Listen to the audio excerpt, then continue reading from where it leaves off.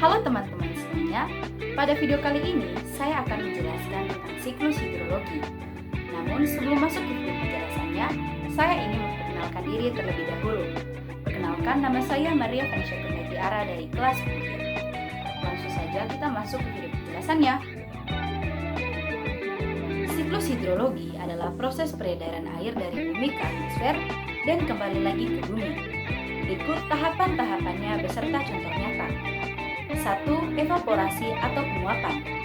Evaporasi adalah proses penguapan air dari permukaan bumi seperti laut, sungai, danau, dan tanah ke atmosfer karena panas matahari.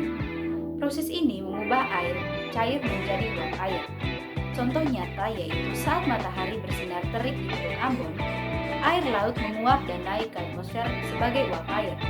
Proses ini berlangsung secara terus-menerus, terutama di wilayah tropis yang panas. 2. Transpirasi. Transpirasi terjadi ketika tumbuhan melepaskan uap air dari bagian daunnya melalui stomata. Proses ini penting dalam membantu sirkulasi air dan menjaga kelembapan udara. Contoh nyatanya yaitu di hutan hujan Papua. Pohon-pohon besar seperti merbau dan matoa melepaskan banyak uap air saat siang hari, terutama setelah hujan. 3. Evapotranspirasi. Ini adalah gabungan antara evaporasi dan transpirasi. Artinya, uap air berasal dari permukaan tanah dan dari tumbuhan secara bersamaan. Contoh nyatanya yaitu di lahan pertanian di Pulau Flores, uap air naik ke udara baik dari tanah yang lembab maupun dari tanaman jagung dan kelor yang sedang tumbuh. 4. Sublimasi. Sublimasi adalah proses perubahan es atau salju langsung menjadi uap air tanpa melewati fase cair.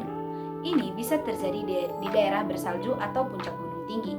Contoh nyatanya yaitu di puncak Kartens atau Papua. Salju abadi bisa perlahan hilang bukan karena mencair, tapi langsung berubah jadi uap air karena sinar matahari dan tekanan rendah di ketinggian.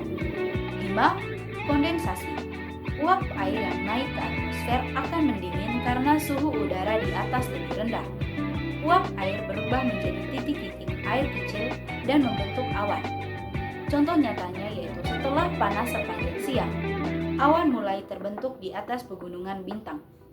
Awan ini berhasil dari uap air yang mengembun di ketinggian.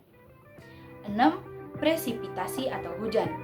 Saat awan sudah jenuh dengan air, maka air akan jatuh ke bumi sebagai hujan, salju, atau hujan es tergantung suhu udara.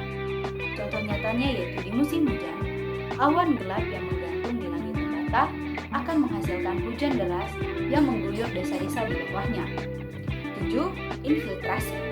Air hujan yang jatuh ke bumi sebagian akan meresap masuk ke dalam tanah. Proses ini penting untuk mengisi cadangan air tanah dan menjaga kelembapan tanah. Contoh nyatanya yaitu saat hujan turun di ladang-ladang di Pulau Sumba, air meresap perlahan ke tanah menjadi cadangan air untuk tumbuhan. 8. Perkolasi. Setelah air meresap ke dalam tanah, air itu akan terus bergerak ke lapisan tanah yang lebih dalam. Disinilah air menjadi bagian dari air tanah atau sumur. Contoh nyatanya yaitu warga di Pulau Rote menggali sumur untuk mendapatkan air bersih yang berasal dari perkolasi air hujan bertahun-tahun sebelumnya.